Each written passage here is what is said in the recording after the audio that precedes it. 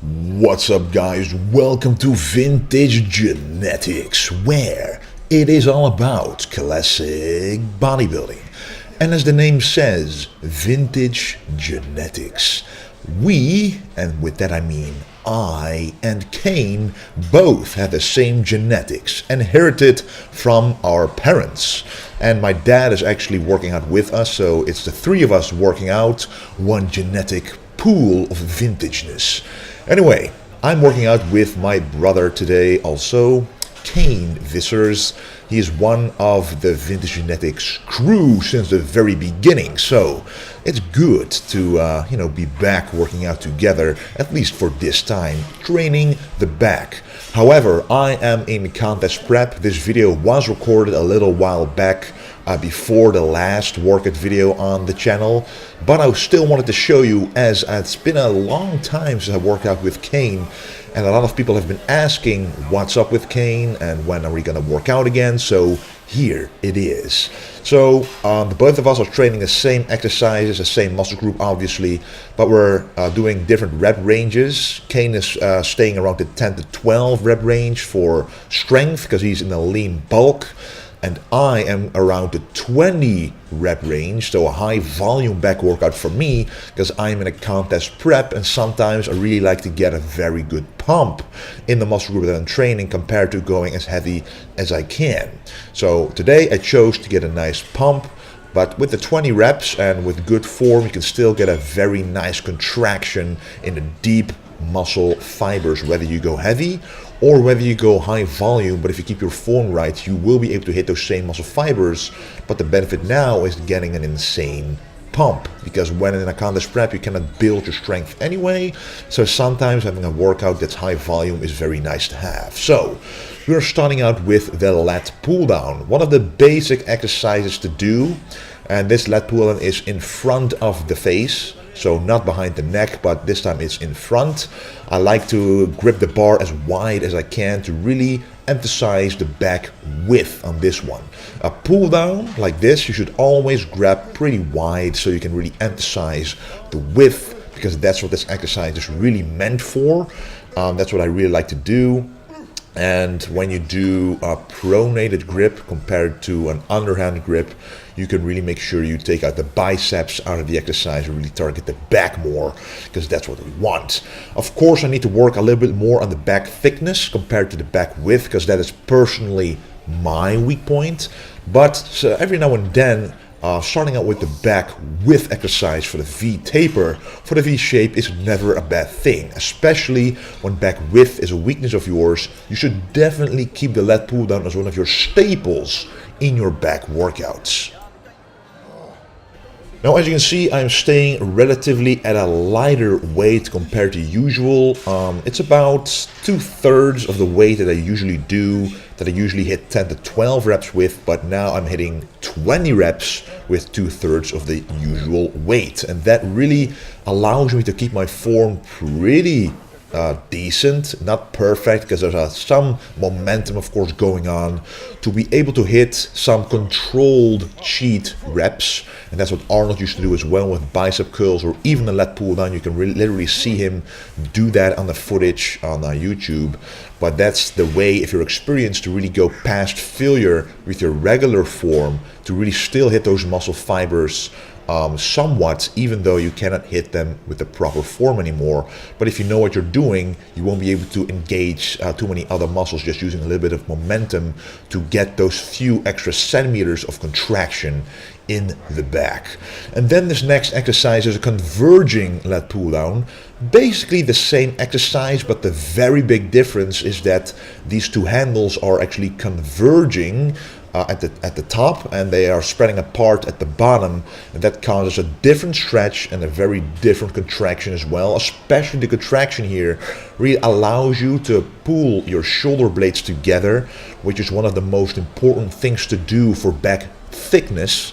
So if you notice that you pick a weight and you cannot properly pull together your shoulder blades, then you know that the weight is too heavy for you and you won't be able to properly hit the middle back and the traps to get the thickness there. So if you have a great back in terms of the V shape, the width, but you simply cannot get that thickness on, you will notice that you have if you do the correct form, really squeezing the shoulder blades together, you won't be able to do a lot of weight because that is a weak point for you. Those muscles are underdeveloped compared to the regular lats. So you will feel a lot more lactic acid building up, a lot less energy.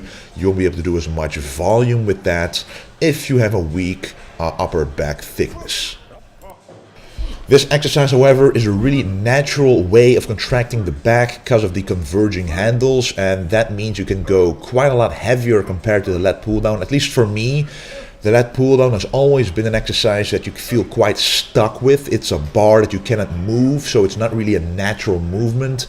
But whenever you do a free weight machine with individual handles that move independently, in my opinion, I can go a lot heavier because it allows me to use a lot more back muscles in that natural movement.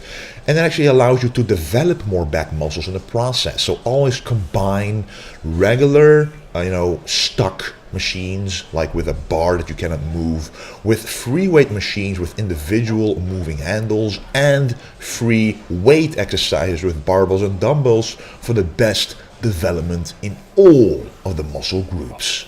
4, 5. Oh ja. 3, 2, 1, oké.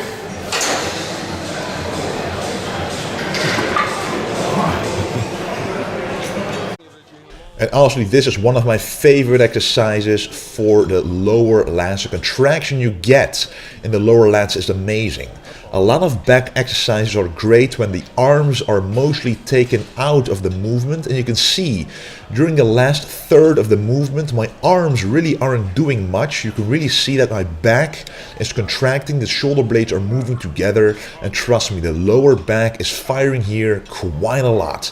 Because what I'm trying to do is I keep my elbows quite low and as close to my side as I can to really contract the lower back. So the closer you can put your elbows to your sides, the more easily it will be to contract the lower back. Also keep the back arched at every contraction, allows you to contract the back even better. But trust me, not a lot of gyms have this exact machine, but if you do, try it out in that way and you will feel an incredible contraction in the back for sure.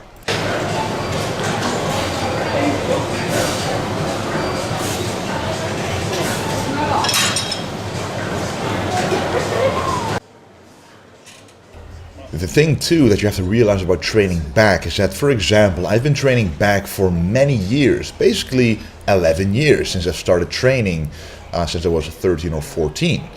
But the only thing I managed to really develop within the first 7 or 8 years was the back width, because I wasn't aware how to properly contract the back.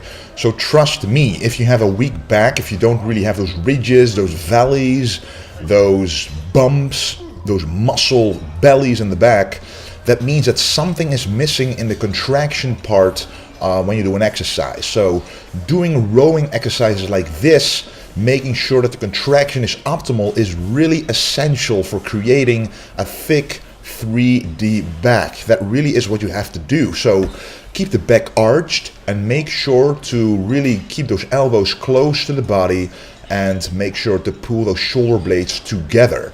If you cannot do this, your back will not properly develop. It's what I've been doing badly and wrongly for years, at least not complete, because of course stretching fully and then contracting is a full range of motion, but contracting in the right way really does make a big difference in contracting and developing the back muscles. And that is what you want. Back is the biggest muscle group almost that you have. That's why you have to do a little bit more volume with it, but also it's pretty strong, so you're automatically inclined to do a lot of weight with the back. So keep in mind that if you want a 3D back with details on it, don't always go to the heaviest weight, but really focus on that pure contraction to make sure that you get that quality back. So an exercise like this with a chest support, isolating the back, taking out most of the arms, just really using them to contract the back, is really one of the most optimal ways to train the back and development for bodybuilding. 3, 2, 1. Now, this will be the final back exercise, the seated row. And in this gym, I'm able to do a full range of motion just like the old days. If you look at those old pictures of Arnold, you can see him going all the way forward to make sure that not only the lats at the top are included in the stretch, but also the lower lats and the spinal erectors. And basically the entire back, so it's a complete exercise to work both the back thickness but also the back width by stretching out fully here. And I'm not doing more than 4 exercises for back today because we're doing so much volume. There is no need to do that. So again, 4 sets of 20 reps on this amazing exercise. So really a full range of motion here is very important. The stretch in the back ensures a better contraction in the back as well. The fuller the range of motion, the longer the range of motion, the more time under tension there is when doing the exercise, and the more growth will occur. So don't mind the weight. First, mind your form, mind your range of motion, and when that is perfected, you can then build upon that with more and more weight. Otherwise, you might injure your lower back and then you're further from home than when you started. So this is an amazing exercise to do, either to begin your workout with, to end your workout with, to do in between. Just an amazing exercise for sure.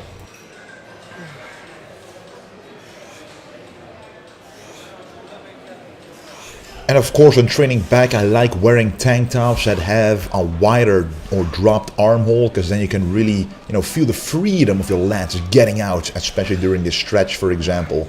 You can see that the lats are freed from the tension of the tank top, and it just feels very nice when you're getting hot, getting sweaty, having a nice ventilation like that in the tank top, available on the vintagegenetics.com website. And KANE is actually wearing the oversized shirt, which I like to wear during a leg day, for example. Not having to worry about your upper body at all, just the legs, and wearing something comfortable, something old school while doing the workout. And this is the final set of this seated row, really finishing off the back. And after this, we will jump in a bicep exercise to finish those off, after already having targeted them a little bit during these exercises. And now this is one of the best bicep exercises that you can do, the alternating dumbbell curls. Because that you're alternating, you can focus on each bicep individually, contracting it to the max. As you can see, I'm shifting my arm upwards just a little bit to make sure that the contraction is full. If you keep your arm straight the entire time without doing that, you actually don't achieve a full contraction in the bicep. And that is what you want if you want full development in those small muscles, because we want those to be as big as we possibly can.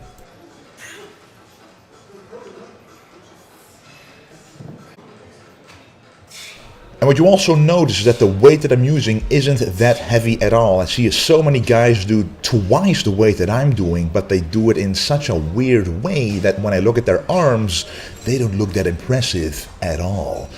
Simply put, the biceps are a small muscle group. They cannot curl upwards 30 kilos or 60 pounds easily if you do it strict like this. Of course, you're shifting your body just a little bit to make sure you'll be able to completely curl it upwards, but some people use so much momentum, use so much shoulders, that of course half of the weight isn't even used by the biceps but by other muscle groups, and that basically only increases the chance of injury of such a small muscle group, and it neglects the bicep exercise itself. You want to focus on those and not any other muscle group.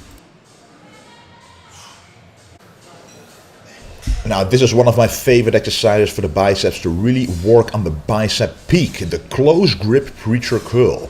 You have to do a close grip because the closer the grip, the more you target the outside of the biceps, which means that if the bicep on the outside is bigger than the inside, you'll create that bicep peak, because the bicep exists out of 2 bicep heads, so you can actually shift the focus from one bicep head to the other. Of course, minimally, but every minimal change and focus on top of each other over years of training will become apparent in the shape of the muscle. At least that is what I believe, and that is what I have seen in my own muscle development. Again, here I'm trying to go to 12 to 15 reps with a lighter weight so I can really focus on that deep contraction. There's a difference between just moving the weight from point A to point B and really focusing on maximizing that contraction, that peak contraction in the biceps. And you can really feel the difference if you do that. And then the weight you can simply cut in half, because then you work purely the biceps without any other muscle group. We're working the biceps here and nothing else.